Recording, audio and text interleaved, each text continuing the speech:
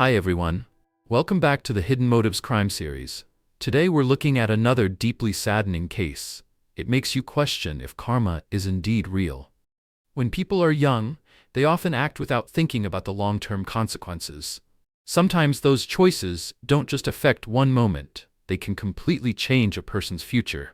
In the case of Daisy Coleman, a series of reckless decisions and misplaced trust ended up destroying several lives. These girls believed what happened to them would eventually be forgotten, that life would move on. Instead, the consequences followed them every day. Each of them became targets of cruelty, bullied not only by classmates, but also by people they once called friends. In 2016, a documentary called Audrey and Daisy told the stories of young girls who survived violence and bullying. These events happened in different places and at different times, and the girls didn't even know each other. But when you look at their experiences together, one thing becomes very clear. Emotional and psychological abuse can be just as devastating, sometimes even harder to survive, than physical harm. So let's start at the beginning. The Coleman family lived in the small town of Albany, Missouri. They were close, supportive, and by all appearances, a happy family. Michael and Melinda Coleman had been married for many years and were raising 4 children together: sons Charlie, Tristan, and Logan, and their daughter Daisy. Daisy was the second child and the only girl in the family. Both parents worked in the medical field. Michael was a surgeon, and Melinda was a veterinarian. They were well respected in their community. As a family, they loved sports and regularly supported local teams. In 2009, when Daisy was just 12 years old, she traveled with her father and older brother to a neighboring town to attend a soccer game. That day, the weather took a turn for the worse. The road became slick, the car lost control, and they collided with another vehicle coming from the opposite direction. Michael died at the scene. Daisy and her brother survived, thankfully without serious injuries, but the loss shattered the family. After Michael's death, Melinda decided they needed a change. The family moved to Maryville, Missouri, hoping a new environment would help them heal. The children enrolled in local schools, and Melinda found work at a veterinary center. Slowly, they began trying to rebuild their lives and look toward the future. Daisy stayed active. She was involved in dancing and gymnastics and became part of her school's cheerleading team. She also discovered another passion: art. She loved to draw and dreamed of becoming an artist or designer one day. At school, Daisy was known as friendly, kind, and upbeat. She had many friends, but she was especially close to a girl named Paige. The two were inseparable. They went to school together, cheered on the same team, attended the same dance studio, and often spent the night at each other's houses. On January 7, 2012, during winter break, Paige stayed overnight at Daisy's house once again. They spent the evening watching movies, eating sweets, and talking. Later that night, after everyone else had gone to bed, Daisy snuck downstairs to the family's wine cabinet and took a bottle of liquor. She and Paige drank it after midnight. While they were still awake, Daisy started texting a local guy, 17-year-old Matthew Barnett. He was one of the more popular boys at school and an up-and-coming soccer player. He also knew Daisy's older brother, Charlie, and had been around the Coleman home before. Daisy was flattered by the attention and eager to keep the conversation going. When she mentioned she was staying over at a friend's house, Matthew invited both girls to a party at his place, suggesting they hang out without parents around. The girls agreed. Quietly, they climbed out through Daisy's bedroom window and left the house. Not long after, Matthew and another guy picked them up and drove them to his home, where several other students from their school were already there. What followed would later be described as a nightmare. The party was taking place in the basement, which the group entered through the garage. Almost immediately, Daisy and Paige were offered mixed drinks that the boys had made themselves. Matthew focused most of his attention on Daisy, pouring her drink after drink. Wanting to impress him, Daisy kept drinking. At one point, Paige tried to step in. She could see her friend was getting very drunk and was worried about her. But she was told to stay out of it. Also at the party was a boy named Nicholas, someone Paige had liked for a long time. He started talking to her, flirting, and drinking with her. Eventually, he suggested they go somewhere more private. Paige agreed, understanding what that meant.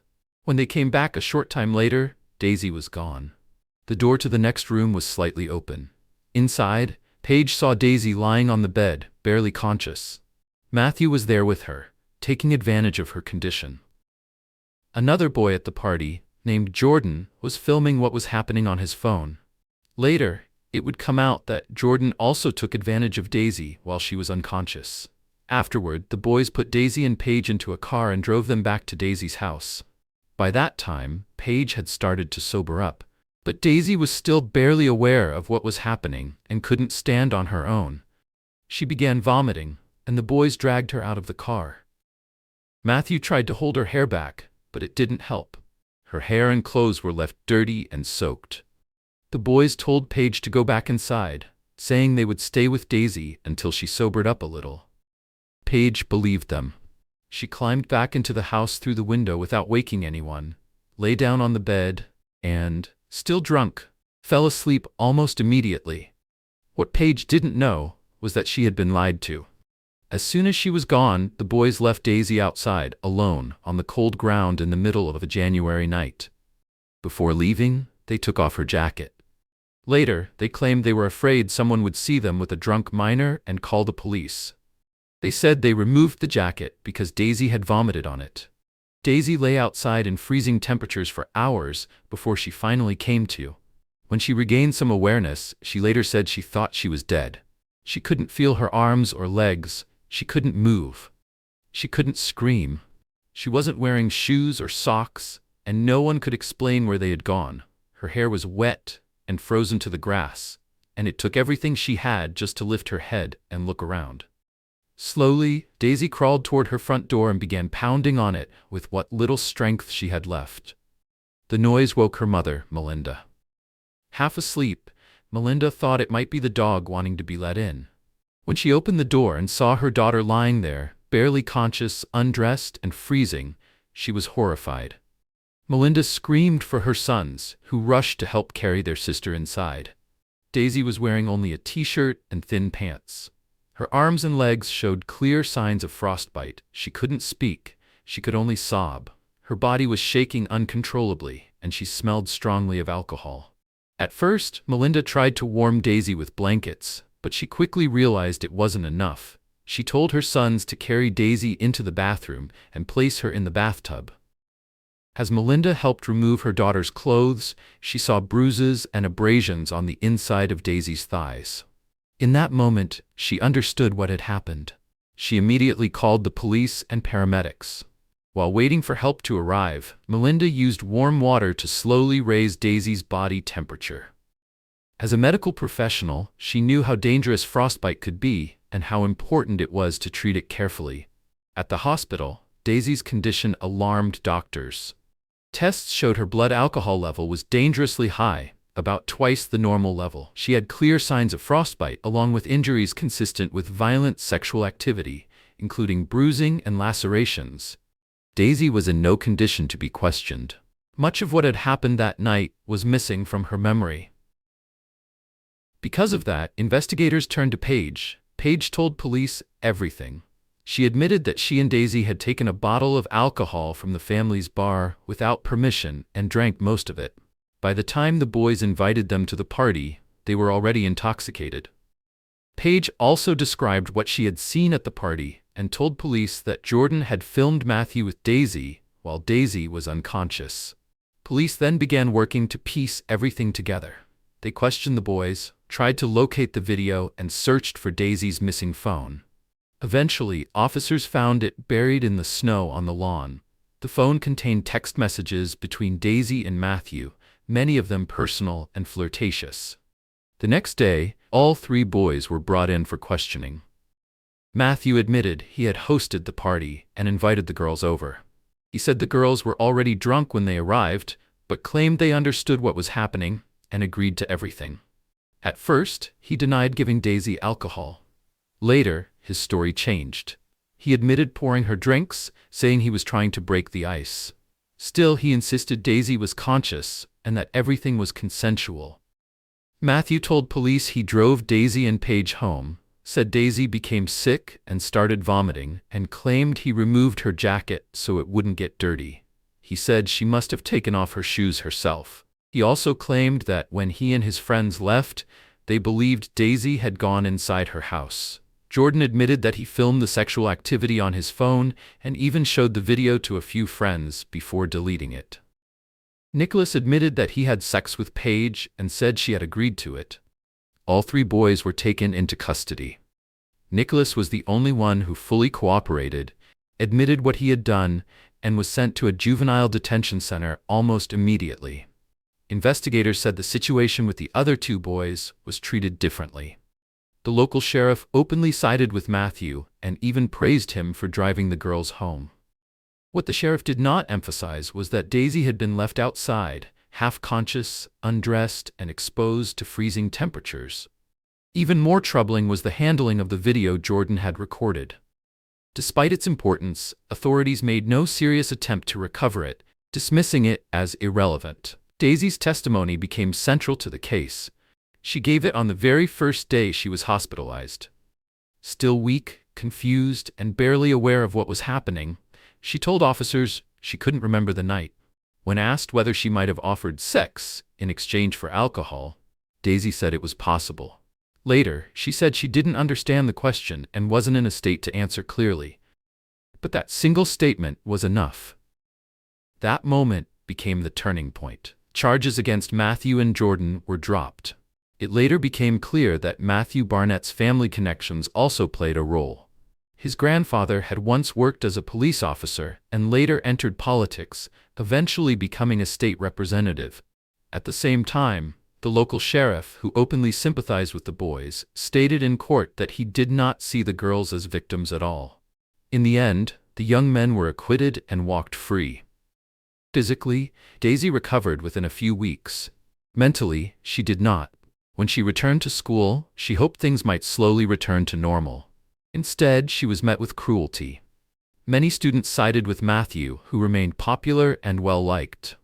Daisy and Paige were labeled liars. They were mocked and insulted, accused of being easy and willing to do anything for alcohol. Daisy was removed from the school cheerleading team and quickly became isolated. Wherever she went, people whispered or stared. Her brothers tried to defend her, but it didn't stop the harassment. Daisy received anonymous messages and phone calls filled with insults and threats. Her mother began receiving similar messages as well. Paige and her family eventually stopped communicating. Paige was also being bullied and was forced to transfer to another school. Over time, Daisy sank deeper into depression. She withdrew from people, avoided social contact, and at one point even attempted to take her own life. The breaking point came when the Coleman family home was set on fire. After that, they realized staying in the town was no longer safe. They moved out of state so Daisy could finish school in a place where she wasn't constantly reminded of what had happened. Years later, while Daisy was in college, an influential online publication revisited her story. Once again, public attention returned to the case. This time, the response was different. People from across the country, many of them survivors themselves, came forward to support Daisy and speak out about their own experiences. Soon after, the documentary Audrey and Daisy was released. The film focused on sexual violence, harassment, and the devastating impact of bullying. The documentary also told the story of Audrey Pott, a girl from California. Like Daisy, Audrey was assaulted at a young age. She too became an outcast at school. The bullying followed her everywhere, and she fell into a deep depression she couldn't escape. Audrey eventually took her own life. Before she died, she wrote online that her life felt ruined and that she could no longer go on. The attention brought by the documentary pushed the Coleman family to keep fighting. The investigation was reopened. This time, Matthew Barnett was found guilty, but the punishment was minimal. He received just 4 months of probation and was ordered to pay Daisy less than $2,000. After graduating from college, Daisy moved to Colorado, hoping for a fresh start. She put her artistic talent to use, working as a tattoo artist. Around the same time, she agreed to participate in another documentary project, believing her story could help others. For a while, it seemed like things were finally improving. Then, In the summer of 2018, tragedy struck again. Daisy's mother and her younger brother Tristan were driving to visit her when they were involved in a car accident.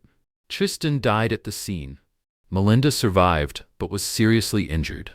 The loss devastated Daisy. Already struggling emotionally, she withdrew again. She stopped socializing, isolated herself, and fell deeper into despair. Around this time, she also learned that she would never be able to have children. Art became her lifeline. Drawing and creative work were the only things that helped her cope, allowing her to express the pain and fear she couldn't put into words. Not long after, Daisy began telling people that she felt she was being stalked. She received threatening messages and claimed that a stranger was repeatedly showing up at her home. She felt like the past was catching up to her, like she could never escape it. Daisy went to the police several times, explaining that she felt unsafe and was being followed. Her concerns were dismissed. She later noticed that a spare key to her home was missing and believed the person stalking her had taken it. On August 4, 2020, Melinda couldn't reach Daisy by phone and feared something was wrong. She called the police and asked them to check on her daughter. Officers went to Daisy's house. Daisy answered the door and told them she was scared, but they found no sign of an intruder and left shortly after. A few hours later, Daisy video called her boyfriend. She was crying and told him she couldn't handle it anymore. During the call, she took a gun from her desk drawer and shot herself. Her boyfriend immediately called emergency services and rushed to her, but it was too late. Daisy Coleman died at just 23 years old. She became the third member of her family to die prematurely. Melinda was never able to recover from the loss of her daughter. She posted almost daily on social media, sharing memories, apologizing to Daisy, and saying she wished she could take her pain away. A few months later, Melinda posted one final message, along with an old photo of all her children together. She wrote that she could no longer live with the pain. Shortly after, she ended her own life the same way her daughter had.